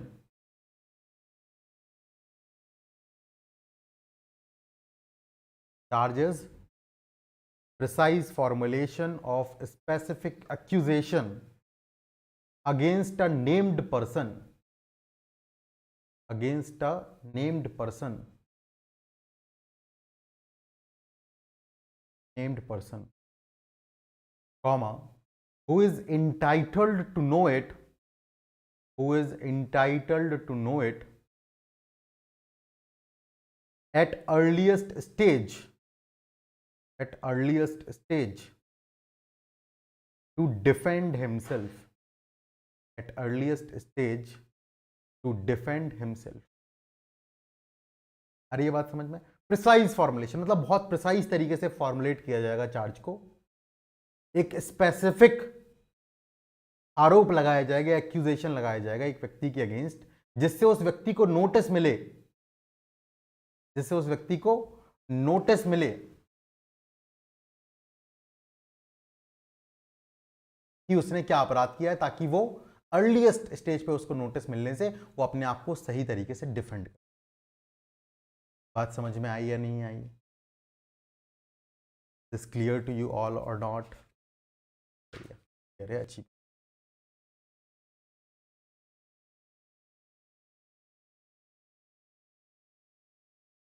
बहुत बार देखो ऐसे ही आएंगे, हम अभी पढ़ेंगे। वैसे तो मैं बता रहा हूँ कि इन्वेस्टिगेशन होगी, पुलिस रिपोर्ट आएगी, पुलिस रिपोर्ट के बाद कॉग्निजेंस होगा, फिर कॉग्निजेंस के बाद प्रोसेस इशू होगी, और प्रोसेस इशू होने के बाद में फिर चार्ज की स्टेज आती है, और वहां से लगभग लगभग ट्रायल का शुरुआत माना जाता है। जरूरी नहीं है कि ट्रायल में बताऊं तो ट्रायल स्टार्ट होता है, वास्तविक जो ट्रायल स्टार्ट होता है वो होता है from leading evidence into the court. जब एविडेंस स्टार्ट होता है तब बोलते हैं हम वास्तविकता में ट्रायल स्टार्ट हुआ है। हाँ, लेकिन charge is a very crucial stage, बहुत शुरुआती स्टेज चार्ज। लेकिन बहुत सारे केसेस अभी आप पढ़ेंगे, जैसे समन्स केस पढ़ेंगे, आप समरी केस पढ़ेंगे, समरी ट्रायल, समन ट्रायल पढ़ेंगे, वहां पर चार्ज को फ्रेम करने की जरूरत नहीं होती है। जैसे चार्ज फ्रेम करना चाहिए, लेकिन समन्स के समरी केस आप ऐसे पढ़ेंगे जहां पर चार्ज को फ्रेम करने की आवश्यकता नहीं होती। ठीक है, चलिए, चार्ज मेरी समझ से आपको समझ में आ गया होगा। We have discussed it in a very lengthy manner and guess you have come to know about this concept of charge. Next is cognizable offense, very very important. मैंने एक छोटा सा इंट्रोडक्शन आपको पहले भी दे दिया था कॉग्निजेबल ऑफेंस का, जब मैं आपको कल बता रहा था कि भाई एक क्राइम कमिट हुआ तो क्राइम कमिट होते ही साथ आपको पुलिस की याद आएगी। आप पुलिस के पास जाएंगे तो police will see whether it is a cognizable offence और नॉन कॉग्निजेबल। क्या ये कॉग्निजेबल ऑफेंस है या ये नॉन कॉग्निजेबल ऑफेंस है, पुलिस ऐसा देखेगी। अगर कॉग्निजेबल ऑफेंस होगा तो एफआईआर लिखेगी, अगर नॉन कॉग्निजेबल होगा तो एनसीआर लिखेगी, नॉन कॉग्निजेबल रिपोर्ट, और आपको रेफर कर देगी कहां कि आप जाओ मैजिस्ट्रेट साहब के पास और मैजिस्ट्रेट साहब के पास कंप्लेंट जो है सबमिट करो। Because the police is not पर से authorised in the cases of non-cognizable offenses. So it becomes very important for us to understand what are cognizable offense and what are non-cognizable offense. तो मैंने कल भी आपको बताया था और आज फिर से उस बात को रिपीट कर रहा हूं कि cognizable offense का मतलब होता है ऐसे केसेस जो कि फर्स्ट शेड्यूल के अंदर, देखो फर्स्ट शेड्यूल के अंदर बेलेबल नॉन बेलेबल भी लिखा, फर्स्ट शेड्यूल के अंदर बेलेबल नॉन बेलेबल भी लिखा था, लेकिन फर्स्ट शेड्यूल के अंदर कॉग्निजेबल नॉन कॉग्निजेबल भी लिखा। या तो फर्स्ट शेड्यूल में कॉग्निजेबल लिखा हुआ है या किसी और दूसरे लॉ के अंदर कॉग्निजेबल लिखा हुआ है तो वो कॉग्निजेबल होंगे। और ऐसे केसेस में सबसे इंपॉर्टेंट बात, कॉग्निजेबल ऑफेंसेस में पुलिस को पावर होती है बिना वारंट के अरेस्ट कर, they have power to arrest without warrant. और नॉन कॉग्निजेबल केसेस कौन से होते हैं? ऐसे केसेस जो कि ऐसे ऑफेंसेस जो कि कॉग्निजेबल नहीं है वो नॉन कॉग्निजेबल ऑफेंस ऑटोमेटिकली बन जाएंगे, जो कि कॉग्निजेबल नहीं है वो नॉन कॉग्निजेबल ऑटोमेटिकली बन जाते हैं। ठीक है, देखो जरा क्या लिखा हुआ है। Cognizable offences means offense for which and cognizable case means a case in which, cognizable case या cognizable offense आप जो भी बोले, in which a police officer may arrest without warrant, जहां पर पुलिस को पावर होती है कि बिना वारंट के अरेस्ट कर सकते। कहां पे लिखा है कॉग्निजेबल नॉन कॉग्निजेबल? बता रहा है in accordance with first schedule और अंडर एनी अदर लॉ। दूसरा लॉ होगा कोई सा भी, उसके अंदर हो सकता है लिखा हो कि ये ऑफेंस कॉग्निजेबल है, ये ऑफेंस नॉन कॉग्निजेबल, या फर्स्ट शेड्यूल में तो लिखा ही हुआ है। दिखाऊं मैं आपको फर्स्ट शेड्यूल में, फिर से लेके चलता हूं एक बार। Let us have a look on the first schedule once again.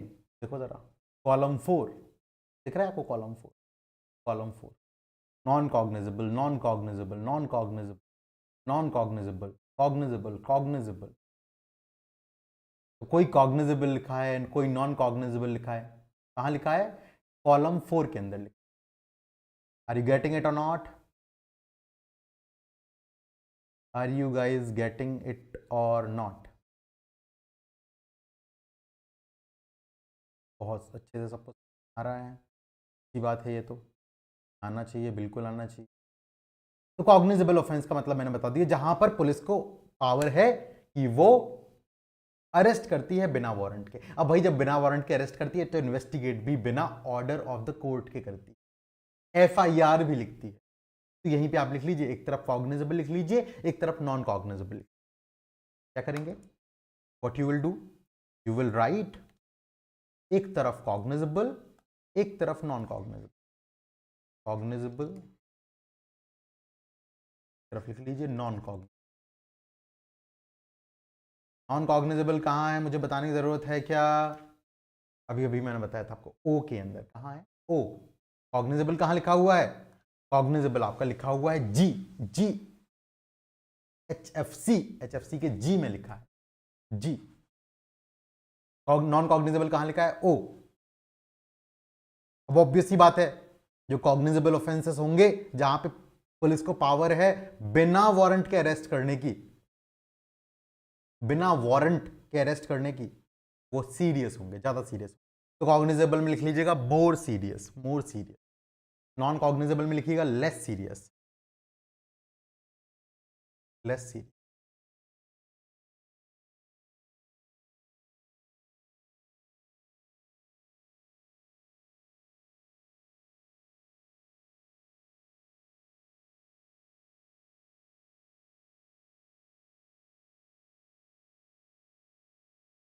Next लिखिएगा कॉग्निजेबल में arrest without warrant, arrest without warrant.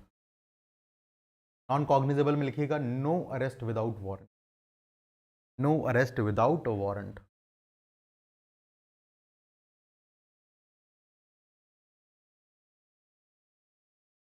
Cognizable में लिखिएगा police will register FIR, police will register FIR.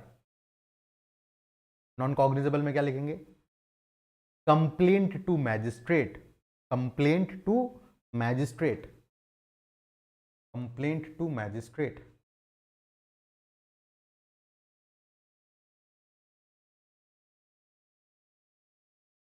फिर कॉग्निजेबल ऑफेंस पे लिखिएगा police can start investigation without order of magistrate, police can start investigation without order of magistrate, order of magistrate.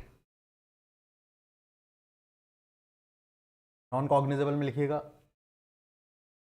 No investigation without order, no investigation without order. अब एक बात जो मैंने punishment से related आपको बताई थी बेलेबल नॉन बेलेबल में, कि जनरली सामान्य तौर पर, हमेशा नहीं, सामान्य तौर पर ऐसा आपको देखने को मिलेगा कि जो 3 साल से या उससे ज्यादा से पनिशमेंट वाले होंगे वो कॉग्निजेबल होंगे, और जो 3 साल से कम वाले होंगे वो नॉन कॉग्निजेबल होंगे। ठीक है, तो ये बात आप लिख लीजिएगा। कॉग्निजेबल में लिखिएगा 3 ईयर्स और मोर, नॉन कॉग्निजेबल में लिख लेना less than 3 years, less than 3 years.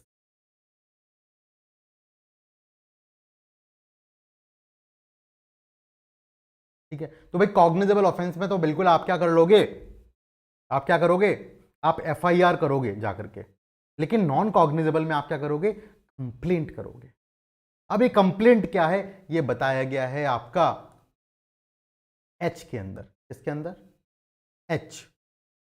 H defines complaint. H में क्या बताया? कंप्लेंट। कंप्लेंट का मतलब तो बड़ा आसान है कि भाई आप जाकर के मैजिस्ट्रेट को बताओ कोई बात, चाहे लिखित में बताओ चाहे मौखिक रूप। क्या करो? चाहे लिखित में बताओ चाहे मौखिक रूप में बताओ। किसको बताओ? मैजिस्ट्रेट को, कि साहब मेरे खिलाफ, मेरे अगेंस्ट एक अपराध हुआ है, मेरे अगेंस्ट या किसी के अगेंस्ट भी एक अपराध हुआ है, चाहे आपको पता हो किसने करा किसने नहीं करा, आपको नहीं पता कि किसने अपराध किया है, but you go to the magistrate and make allegation that an offence has been committed, एक ऑफेंस किया गया है, तो इसको हम बोलते हैं कंप्लेंट। तो मैजिस्ट्रेट को की जा रही है, ध्यान सुनना जरा, जो मैजिस्ट्रेट को की जा रही है, लेकिन इसमें पुलिस रिपोर्ट शामिल नहीं होती। It does not include police report. The reason is very simple. Police report का मतलब क्या है पहले तो मुझे ये बताओ, what do you mean by police report? कल मैंने आपको बताया इसलिए अभी आपसे पूछ रहा हूं। कौन चला गया? चलो कौन बताएगा? मंतशा आप बताइए, व्हाट इज पुलिस रिपोर्ट?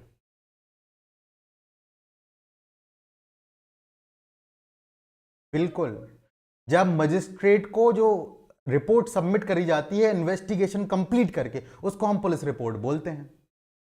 तो इसमें वो पुलिस रिपोर्ट शामिल नहीं है कि इन्वेस्टिगेशन करी गई पुलिस के द्वारा और पुलिस ने पुलिस रिपोर्ट बना करके मजिस्ट्रेट के सामने प्रस्तुत करी, भाई उसमें भी तो यही लिखा होगा कि इस व्यक्ति ने एक अपराध किया है, कंप्लेंट, तो उसको क्या कंप्लेंट बोलेंगे? उसको बस कंप्लेंट नहीं, उसको कंप्लेंट नहीं बोलते हैं। इतनी बात समझ में आ रही है या नहीं आ रही? एक बार डेफिनेशन को देख लेते हैं जरा। Means any allegation made orally or in writing. देखो ओरली भी हो सकती है, राइटिंग में। किसको? To a magistrate with a view, very important, इस इरादे से करते हैं कि वो एक्शन लेगा, with a view to his taking action under the Sanhita. वो एक्शन लेगा। क्या एक्शन लेगा अभी देखेंगे हम आगे जाकर के, कि वो एग्जामिनेशन करता है कंप्लेंट पे, विटनेसेस को एग्जामिन करता है, समन्स भेजता है, वारंट भेजता है, ये एक्शन लेना है। इन्वेस्टिगेशन ऑर्डर करता है with a view to his taking action under the Sanhita, that some person, आपने एलिगेशन लगाया that some person whether known or unknown, आपको या तो पता हो कि भाई इसने करा है, या आपको पता ही नहीं कि किसने किया है। सम person whether known or unknown has committed an offence, has committed an offence. देखो जरा, एन ऑफेंस लिखा है, ये नहीं लिखा है कि नॉन कॉग्निजेबल ऑफेंस। जैसा कि अभी मैंने आपको बताया कि नॉन कॉग्निजेबल ऑफेंस में कंप्लेंट होगी, बिल्कुल नॉन कॉग्निजेबल ऑफेंस में तो केवल कंप्लेंट ही होगी, लेकिन आप कॉग्निजेबल के केस में भी कभी कभी आ जाते हैं। कब? वो हम जानेंगे। It can be also converted into a complaint case. कैसे परिवाद लेकर के आते हैं आप, वो हम जानेंगे। कंप्लेंट, देखो एक्सप्लेनेशन बड़ा इंपॉर्टेंट है, एक्सप्लेनेशन से क्वेश्चन बनता है। एक बात तो जो है आसान सी वो हमने जान ली है कि complaint does not include police report. कि जो पुलिस है, पुलिस इन्वेस्टिगेशन करने के बाद जो पुलिस रिपोर्ट सबमिट करती है वो क्या कहलाती है? वो कंप्लेंट नहीं कहलाती है, it is not a complaint. लेकिन अगर पुलिस रिपोर्ट किसी पुलिस ऑफिसर ने सबमिट करी, किसी पुलिस ऑफिसर ने पुलिस रिपोर्ट सबमिट करी और उस पुलिस रिपोर्ट का जब अवलोकन किया गया, जब इंस्पेक्शन किया गया, जब उसको देखा गया, तो it discloses after investigation the commission of non cognizable offence. भाई पुलिस ऑफिसर ने इन्वेस्टिगेशन करी और इन्वेस्टिगेशन को के बाद उसने एफआईआर तो लिख ली थी, लेकिन एफआईआर लिखने के बाद उसने जब इन्वेस्टिगेशन करी तो इन्वेस्टिगेशन में उसने पाया कि ये तो नॉन कॉग्निजेबल ऑफेंस है, ये कॉग्निजेबल नहीं, नॉन कॉग्निजेबल ऑफेंस। अब नॉन कॉग्निजेबल ऑफेंस के लिए क्या होता है? एफआईआर तो होती नहीं है। तब भी वो क्या करेगा? रिपोर्ट जो है अगर सबमिट करता है, रिपोर्ट जो है अगर वो क्या करता है? सबमिट करता है, ऐसी रिपोर्ट अगर वो सबमिट करता है तो उसको मान लिया जाएगा, deemed, it shall be deemed to be a complaint. उसी रिपोर्ट को हम क्या मान लेंगे? कंप्लेंट मान लेंगे। लेकिन कब? जब इन्वेस्टिगेशन के बाद ये पता लगता है कि नॉन कॉग्निजेबल ऑफेंस हुआ है, कॉग्निजेबल नहीं। भाई रिपोर्ट तो लिखवाई गई थी कि चोरी हुई है, लेकिन जब इन्वेस्टिगेशन करी गई तो पता लगा ये तो क्रिमिनल मिसअप्रोप्रिएशन ऑफ प्रॉपर्टी का केस है। It is the case of criminal misappropriation of property, and criminal misappropriation of property is nothing but a non cognizable offense. इसी वजह से अब जो रिपोर्ट सबमिट करी जाएगी उस रिपोर्ट को ही क्या मान लिया जाएगा? कंप्लेंट मान लिया जाएगा। और जिस पुलिस ऑफिसर ने ऐसी रिपोर्ट सबमिट करी है उसको हम कंप्लेनेंट बोलेंगे। भाई जो कंप्लेंट करता है उसको कंप्लेनेंट बोलते हैं। जिस पुलिस ऑफिसर ने ऐसी रिपोर्ट सबमिट करी है, प्रस्तुत की है मैजिस्ट्रेट के सामने, उस पुलिस ऑफिसर को कंप्लेनेंट मान लिया। अदरवाइज पुलिस रिपोर्ट कभी भी कंप्लेंट नहीं कहलाती। अब कहलाएगी जब इन्वेस्टिगेशन के बाद यह पता लगता है कि एक नॉन कॉग्निजेबल ऑफेंस हुआ है, कॉग्निजेबल नहीं, नॉन कॉग्निजेबल। इतनी बात क्या सभी को समझ में आई है या नहीं आई है? This clear to every one of you or not? इसमें से आई होगी। Very very important, I tell you. बहुत क्वेश्चन, मैं क्यों इतने डिटेल में आपको सारे रिविजन्स यहीं के यहीं बता रहा हूं? बिकॉज क्वेश्चंस आते हैं, बहुत क्वेश्चंस आते हैं, and it is very basic of BNSS. Criminal procedure का बहुत बेसिक है, यहीं से सारी बातें लगभग आप जान जाएंगे।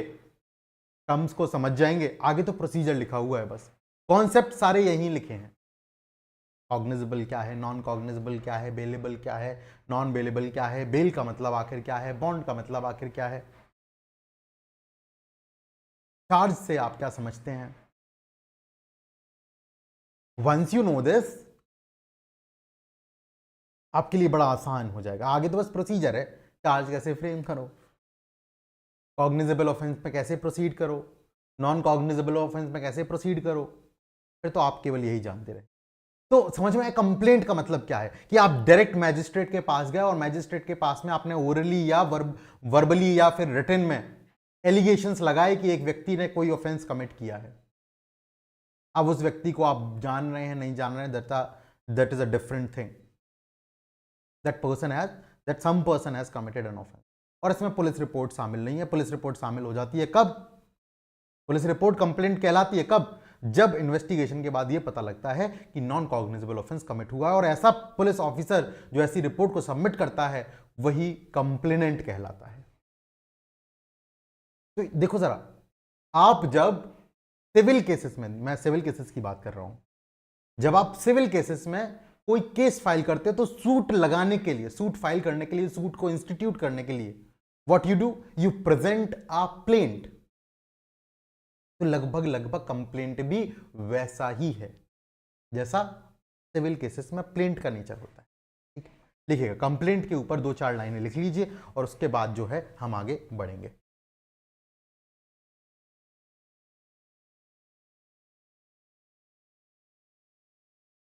What is plaint in CPC is complaint in BNSS.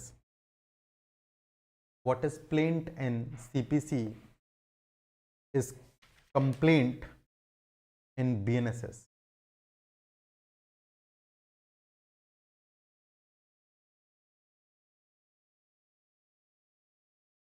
Complaint means allegation made orally or in writing to magistrate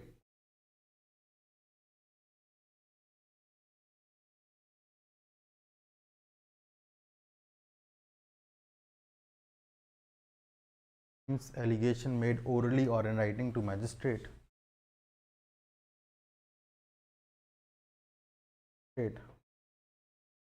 Making allegation against any person,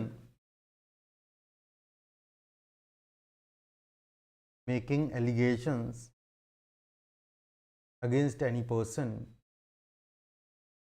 to have committed an offense, to have committed an offense,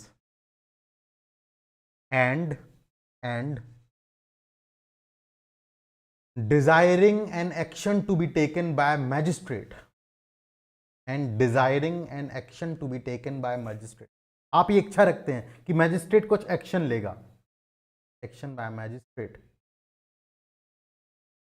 under BNSS, under BNSS.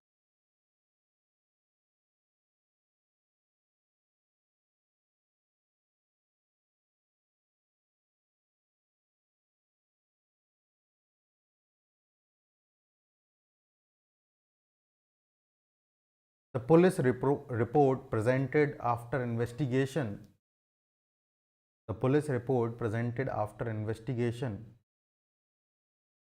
is not included in the definition of complaint. The police report presented after investigation is not included in the definition of complaint. But where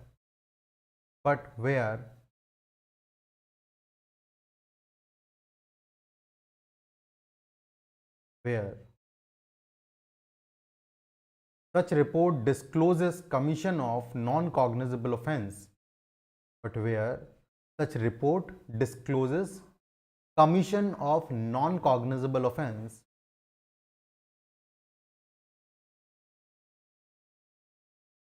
comma, such report may be considered as complaint. Such report may be considered as complaint, and and in such case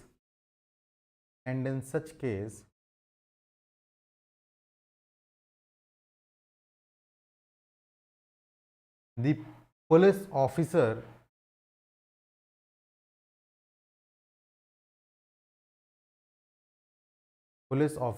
who made this report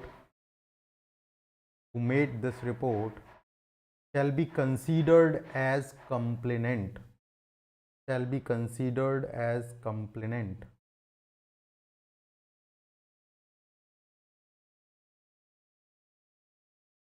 Considered as complainant.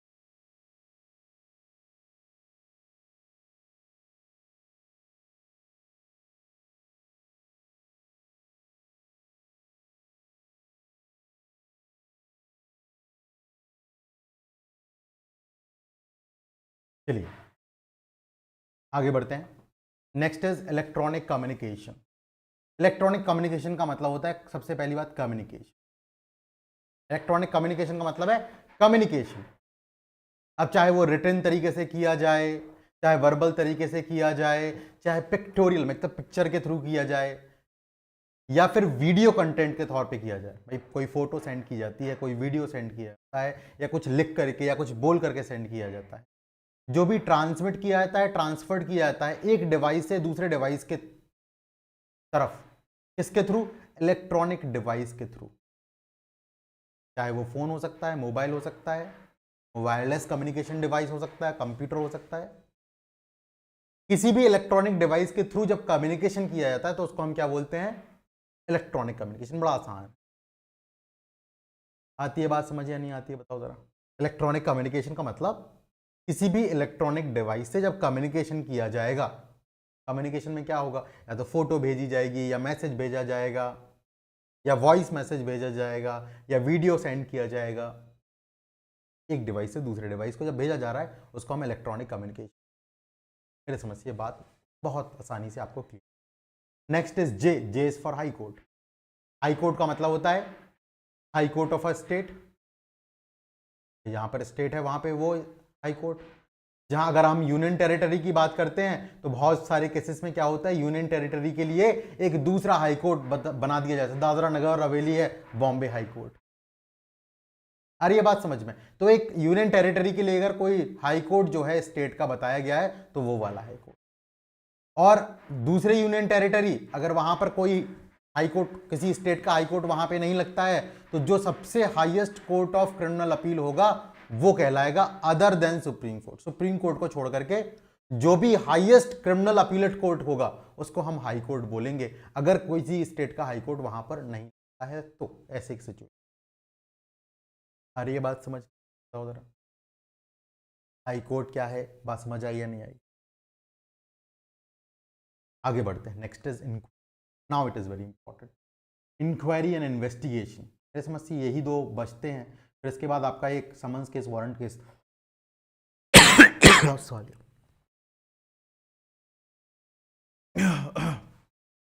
वो और बचता है। चलिए देखते हैं inquiry का मतलब। Inquiry means every inquiry conducted under this Sanhita by magistrate or court. Court और मैजिस्ट्रेट के द्वारा जो भी कुछ इंक्वायरी की जाती है वो इंक्वायरी इंक्वायरी कहलाती है। अरे ये कैसी डेफिनेशन हुई? तो बोला गया एक चीज है जिसको छोड़ करके, ट्रायल को छोड़ करके जो भी इंक्वायरी की जाएगी, एवरी इंक्वायरी। देखो ट्रायल भी एक तरीके से इंक्वायरी है, किसके द्वारा की जा रही है? मैजिस्ट्रेट के द्वारा की जाती है, कोर्ट के द्वारा की जाती है। तो बोला गया ट्रायल को छोड़ करके जितनी भी इंक्वायरीज हैं वो इंक्वायरी के अंतर्गत आती हैं। ट्रायल बस नहीं आता है इंक्वायरी के अंतर्गत, ट्रायल अलग है। तो देखो जरा, हम अगर ट्रायल समझ जाएं तो ट्रायल के अलावा जो कुछ भी मैजिस्ट्रेट के द्वारा किया जाएगा, जो कुछ भी मैजिस्ट्रेट के द्वारा किया जाएगा वो क्या कहलाएगा? इंक्वायरी कहलाएगा। तो देखो ट्रायल का मतलब क्या है? ट्रायल का मतलब है जहां चार्ज फ्रेम किया जाए, आरोप लगाया जाए, और फिर आरोप की ट्रुथफुलनेस में हम जाएं कि whether that person has committed this crime और नॉट। उसके लिए एविडेंस लिया जाए, अक्यूज का एविडेंस लिया जाए, प्रोसिक्यूशन का एविडेंस लिया जाए, फिर एक डिसीजन पर पहुंचा जाए। एक डिसीजन पर पहुंचना बड़ा जरूरी है ट्रायल के अंदर, जजमेंट पर पहुंचना। एक्विटल है या कन्विक्शन है, इसमें आंसर किया जाता है, तो उसको हम बोलते हैं वो ट्रायल है।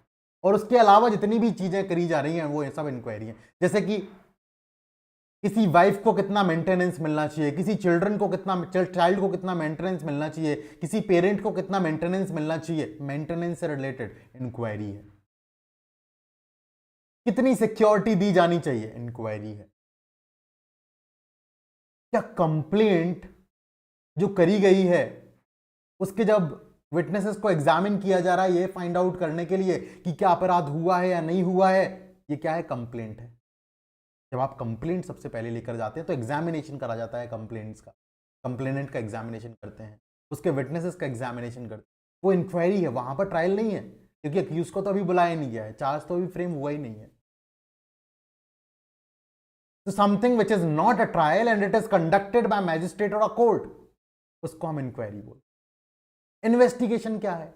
इन्वेस्टिगेशन जो है वो मैजिस्ट्रेट नहीं, या तो पुलिस ऑफिसर करेगा या कोई और व्यक्ति करेगा। और इन्वेस्टिगेशन का केवल एक ही लक्ष्य है, मैं आपको कल भी बताया था, आज फिर से बताता हूं, collection of evidence. Collection of evidence, जो कुछ भी प्रोसीडिंग्स करी जा रही हैं जिनका उद्देश्य यह है कि एविडेंस को इकट्ठा करना है, एविडेंस को जांचना नहीं, जांचना काम है इंक्वायरी के अंदर, ट्रायल के अंतर्गत। एविडेंस को जांचना, परखना, एडमिसिबिलिटी पर चर्चा करना, क्या ये एविडेंस अच्छा है, ये एविडेंस बेकार है, उसकी अप्रिशिएशन करना, that is for the inquiry and trial. But investigation is collection of evidence, कि वो एविडेंस को कलेक्ट कर रहे हैं, वो कैसा एविडेंस है, कैसा एविडेंस है, इस पर नहीं जा रहे हैं ज्यादा। What they are doing? Yeah, they are just collecting evidence. Who will collect the evidence? Police officer, the investigating agency will collect the evidence. Obvious सी बात है। या किसी और व्यक्ति को ऑथराइज कर सकता है magistrate.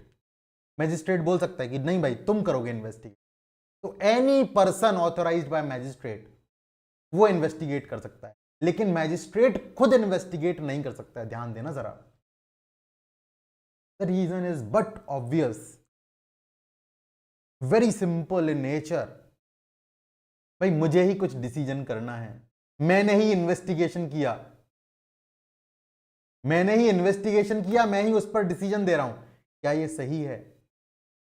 No it is not, in the favour of principle of natural justice, PNJ के अगेंस्ट है ये।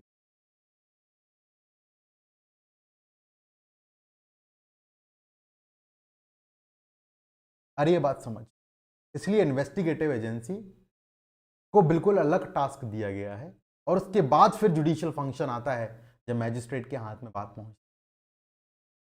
So we have understood three terms. One is trial, another one is inquiry, and the third one is investigation. तीनों हमने समझे। Investigation का मतलब है क्या है? कलेक्शन ऑफ एविडेंस, जो कि या तो पुलिस ऑफिसर के द्वारा किया जाता है या किसी दूसरे व्यक्ति के द्वारा। कोई दूसरा व्यक्ति कौन सा? जिसको मैजिस्ट्रेट ने ऑथराइज करा है, लेकिन वो मैजिस्ट्रेट खुद नहीं हो सकता है, वो दूसरा व्यक्ति, उसको हम इन्वेस्टिगेशन। इंक्वायरी जो कि ट्रायल से हटके है, जो ट्रायल नहीं है वो इंक्वायरी है, और ये मैजिस्ट्रेट या कोर्ट के द्वारा कंडक्ट किया। तो एक तरफ आप लिख लीजिए ट्रायल, एक तरफ लिख लीजिए इंक्वायरी। पहले ऐसे लिख लेते हैं, तरफ आप क्या लिखेंगे? ट्रायल, ये ट्रायल क्या होता है, एक तरफ लिख लेंगे इंक्वायरी। ट्रायल में लिख लिया,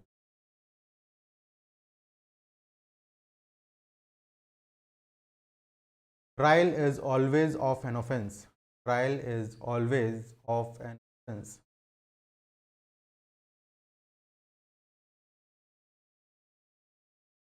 trial is always of an offense.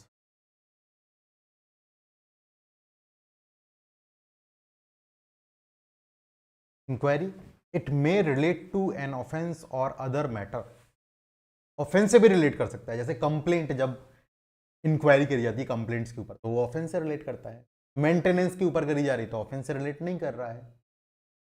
अभी हम देखेंगे जब इंक्वेस्ट रिपोर्ट तैयार करी जाएगी, इंक्वेस्ट करी जाएगी, inquest by police and inquest by magistrate, देखेंगे आगे, तो वहां पर भी इंक्वायरी करता है magistrate, but it does not relate to any offence, may relate to offence or other matter, inquiry में लिख सकते।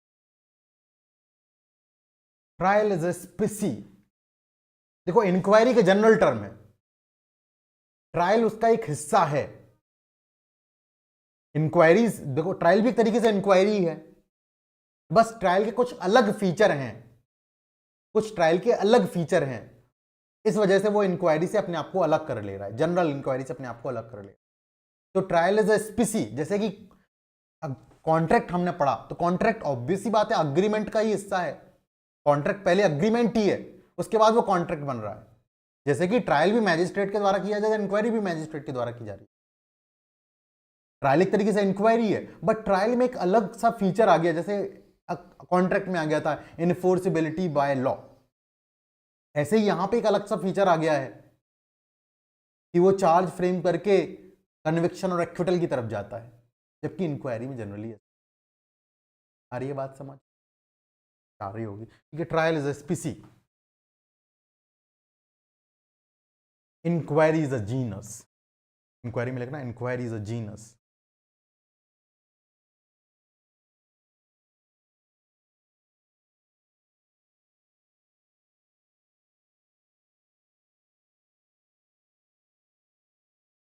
और लिखना ट्रायल के अंदर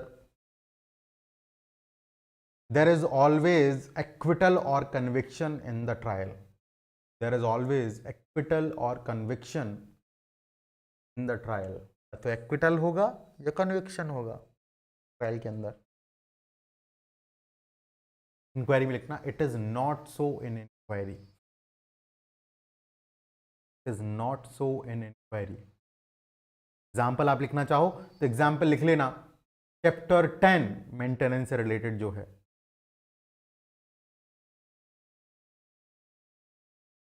और ट्रायल का एग्जाम्पल आपको लिखना हो तो ट्रायल का एग्जाम्पल क्या हो जाएगा, चैप्टर 19, 20, 21, 22, 19 से लेकर के 22 तक क्या लिखे हुए हैं आपके, ट्रायल लिखे हुए हैं। और चैप्टर 9 में जो चैप्टर 10 में क्या लिखा हुआ है, मेंटेनेंस से रिलेटेड है, वो आपका इंक्वायरी का एग्जाम, वो आपका क्या एग्जाम्पल है, इंक्वायरी का है। काम कौन कर रहा है, मैजिस्ट्रेट ही काम कर रहा है, बट कोई एक्विटल कन्विक्शन नहीं कर रहा है वहां, इसलिए वो इंक्वायरी। बात समझ आई या नहीं आई? इन्वेस्टिगेशन क्या होती है लिख लेना, द पर्पस ऑफ इन्वेस्टिगेशन में लिख लेना, investigation, the purpose of investigation is collection of evidence, collection of evidence, and it is conducted by police officer first, police officer,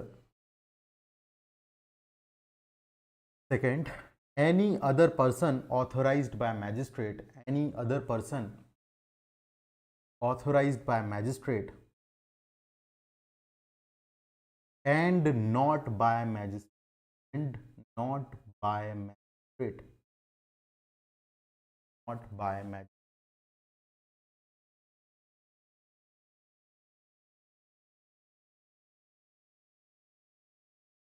and not by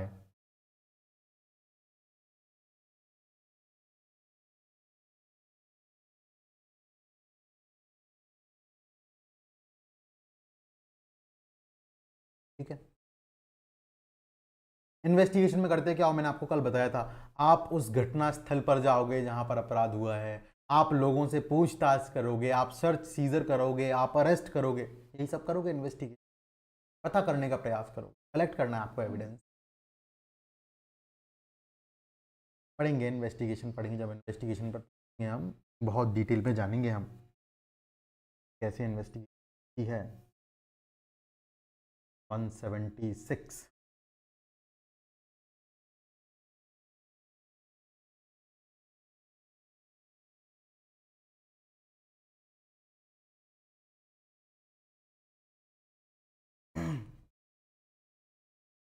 next is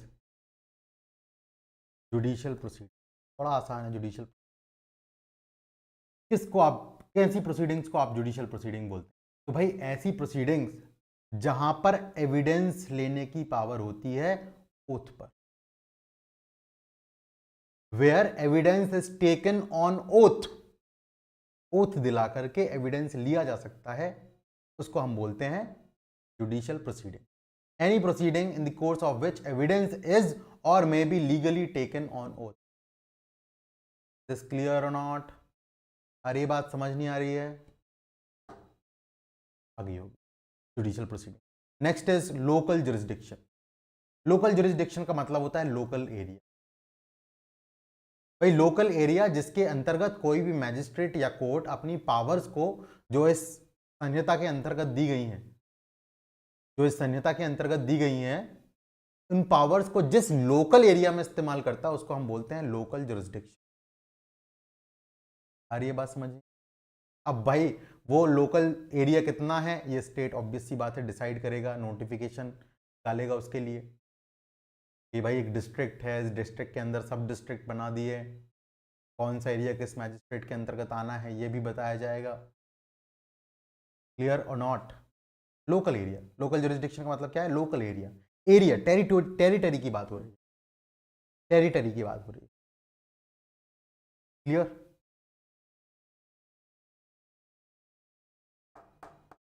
बढ़िया, आगे बढ़ते हैं.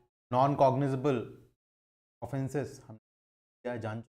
Notification का मतलब सब जगह वही है, ऑफिशियल गजेट में जो निकलता है उसको हम नोटिफिकेशन बोलते हैं. ऑफेंसेस का मतलब समझ लीजिए. ऑफेंसेस का मतलब होता है कोई भी एक्ट या ओमिशन जो कि लॉ के द्वारा पनिशेबल है उसको आप क्या बोलेंगे? लॉ के द्वारा पनिशेबल है उसको हम बोलेंगे कि वो ऑफेंस, किसी भी लॉ के द्वारा. इसमें बस एक चीज शामिल है, complaint under section 20 of cattle trespass act 1871. Section 20 cattle trespass act का, वो भी उसके अंतर्गत अगर कोई कंप्लेंट करी जा रही है वो भी ऑफेंस की कैटेगरी में आती है. अदरवाइज ऑफेंस का मतलब है इफ एनी एक्ट और ओमिशन, कोई भी एक्ट है, ओमिशन मतलब आपने कोई काम था वो नहीं किया, ओमिशन उसको बोलते हैं, लोप बोलते हैं. ओमिशन या एक्ट किया उसके लिए कभी भी पनिशमेंट, कहीं पर भी पनिशमेंट दिया गया है. भाई आपको एक पर्टिकुलर प्लेस पर ऑफिस अटेंड करने के लिए बोला गया था पब्लिक ऑफिसर के द्वारा, आपने अटेंड नहीं किया, तो you have committed N omission and it is an offence. वो ऑफेंस हो जाता है. ठीक है, ऑफेंस की definition. Officer in charge of police station, very very important, बहुत आता है एग्जाम में. नॉट पर से the section number but officer in charge of police station का मतलब क्या है, ये जो डेफिनेशन है, डेफिनेशन आती है, बहुत भरपूर आती है एग्जाम. तो includes officer in charge of police station का मतलब है कि भाई officer in charge of police station खुद. Officer in charge of police station का मतलब क्या है? Officer in charge of police station खुद. भाई एक ऑफिसर होगा जिसके पास चार्ज है पुलिस स्टेशन का, जैसे कि जिसको हम थाना इंचार्ज बोलते हैं, कभी स्टेशन हाउस ऑफिसर बोलते हैं SHO, कभी TI बोलते हैं थाना इंचार्ज.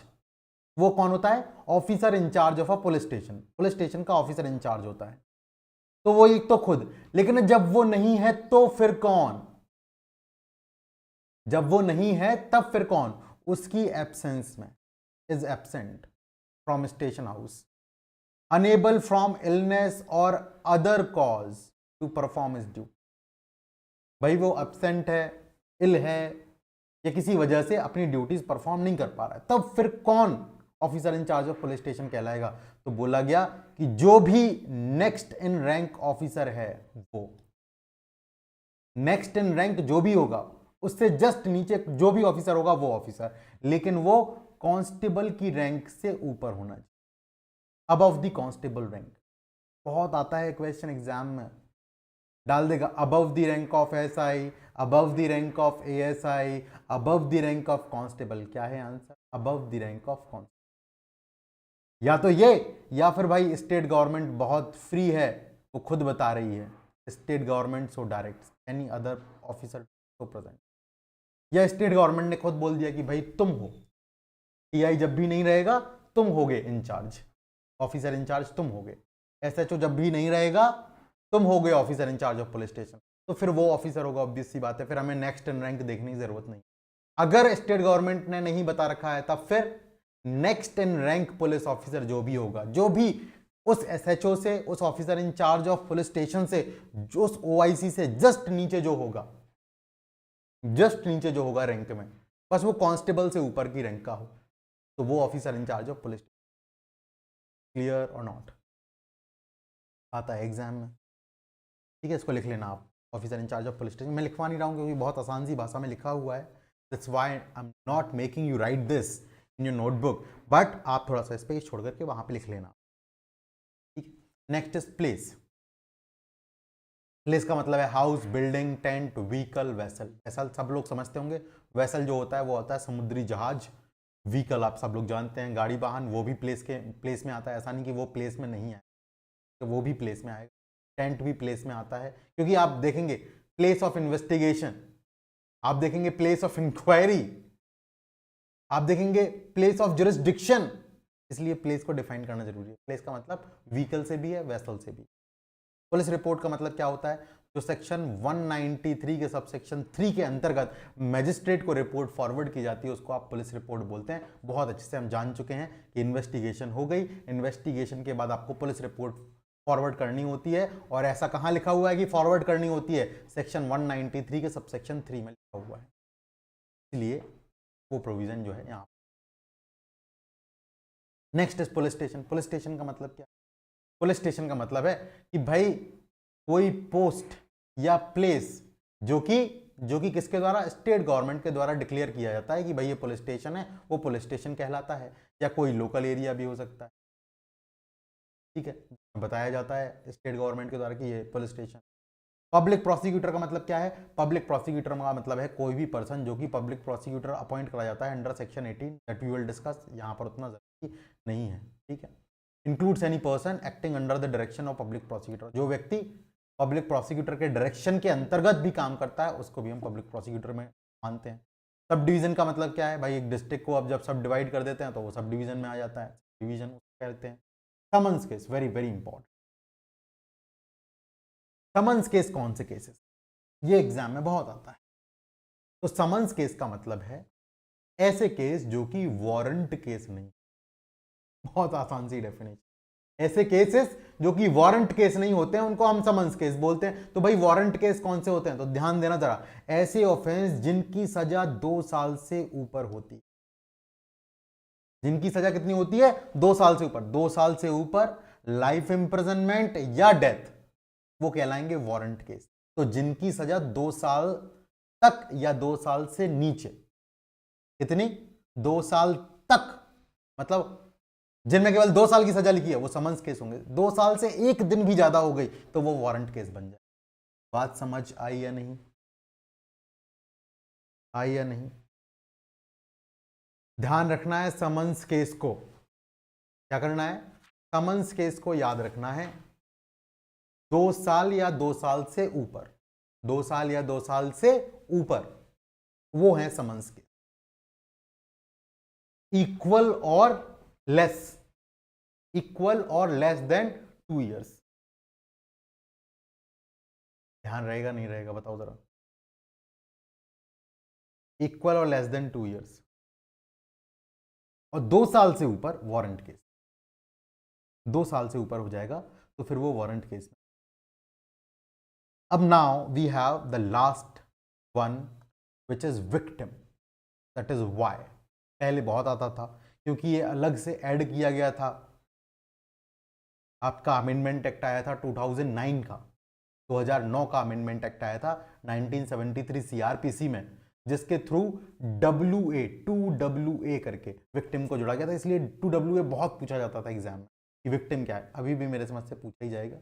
वाई में हो गया है अब ये, पहले केवल वाई तक ही प्रोविजंस थे। जिस वारंट केस हमारा वो वाई में लिखा था, ठीक है। Y is for victim, means a person who has suffered any loss or injury caused by the reason of the act or omission of the accused। Accused person के किसी act की वजह से या ओमिशन की वजह से जिसको भी इंजरी होती है, जिसको भी लॉस सफर होता है। भाई एक व्यक्ति ने दूसरे व्यक्ति को मार दिया, मार दिया मतलब भाई ऐसे ज्यादा पूरे जान से नहीं मार दिया, क्या मार दिया? मान लीजिए चाटा मार दिया, तो उसको इंजरी हुई, पेन हुआ, तो जिसको इंजरी हुई है वो क्या कहलाएगा? विक्टिम कहलाएगा। किसके एक्ट से? एक्ट ऑफ अक्यूज्ड या ओमिशन ऑफ अक्यूज्ड। अक्यूज के एक्ट से या ओमिशन से अगर किसी व्यक्ति को कोई लॉस होता है, इंजरी होती है, तो ऐसे व्यक्ति को हम क्या बोलते हैं? विक्टिम। और विक्टिम की डेफिनेशन में और कौन कौन शामिल है?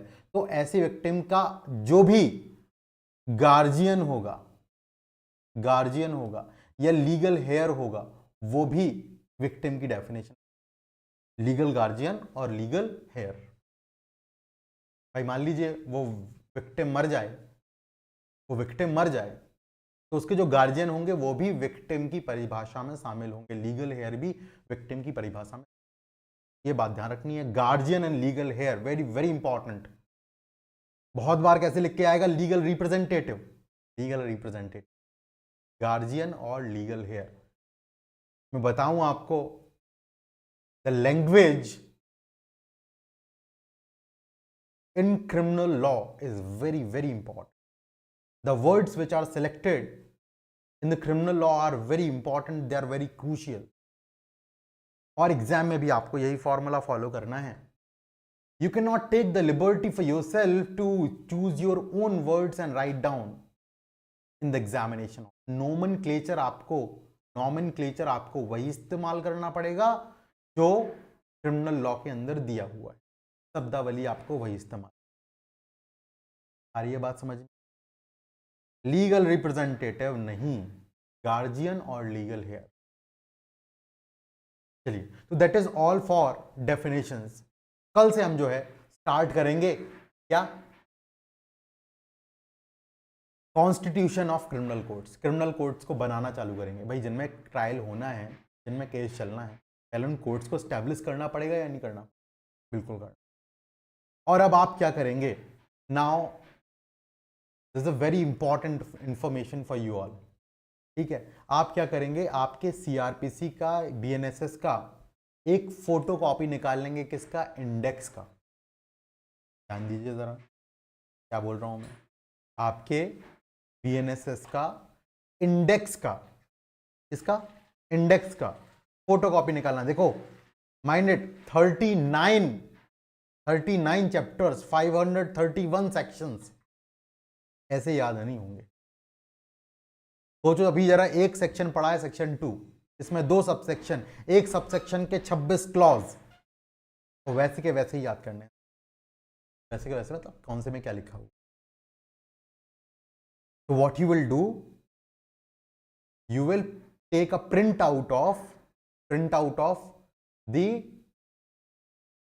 Index of this BNSS.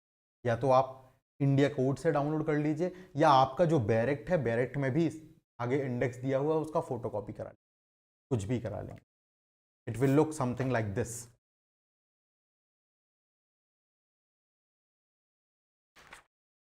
ठीक है, इस तरीके से आपको करके रख लेना है इंडेक्स. और जो भी क्रूशियल इंफॉर्मेशन होगी, मैं क्यों बोल रहा हूं आपको, वो आप जब पढ़ेंगे तो छोटी छोटी सी जानकारी जो होती है, जब आप रिवाइज करने बैठेंगे, खुद से पढ़ेंगे. जब मैं पढ़ा रहा हूं तब तो आप आपका नोटबुक लेकर के बैठोगे और बुक लेकर के बैठोगे, आपका बैरेक्ट लेकर के बैठोगे, आपकी नोटबुक लेकर के बैठोगे. But once you are finished with the class and you are self studying, then you will always keep this index with you. ये हमेशा आपको अपने साथ रखना है. और जब भी आपको एक छोटी सी वेटल इंफॉर्मेशन लगती है किसी पर्टिकुलर सेक्शन में, बिल्कुल हर एक बात को नहीं लिखना है. हर एक बात को लिखने बैठ जाओगे तो वो इंडेक्स नोट्स बन जाएगा. नोट्स उसको नहीं बना. जैसे टाइम पीरियड होगी, एक कोई क्रूशियल सी जानकारी होगी कि बहुत इंपॉर्टेंट लग रहा है, उसको वहीं के वहीं आप क्या कहाँ नोट डाउन कर दोगे? आपके इंडेक्स में नोट. से होगा क्या? से होगा ये कि once you will be in the phase of revising things, it will be very very easy. It will be a piece of cake for you. बहुत आसान हो जाएगा आपके लिए. मैं बताऊं, जब आपको एक पेज के अंदर दिखते हैं 50 सेक्शन लिखे हुए, 20 सेक्शन, 30 सेक्शन लिखे हुए, तो बहुत आसान हो जाता है उसके अरेंजमेंट को ध्यान करना. अभी अरेंजमेंट तो बड़ा आसान है. देखो अरेंजमेंट तो आपको बहुत आसानी से याद हो जाएगा. अभी आपको पता हो गया कि चैप्टर 13 से स्टार्ट करना है, चैप्टर 22 तक जाना है. That is important. आपको अभी ये बात 10 बार मेरे से सुनने में मिल जाएगी, तो ये इतना तो वैसे ही याद हो जाना है. सेक्शन 173 इतनी बार चर्चा करेंगे, 193 इतनी बार चर्चा करेंगे कि आपको वैसे ही याद हो जाएगा. अलग से कुछ करने की जरूरत नहीं।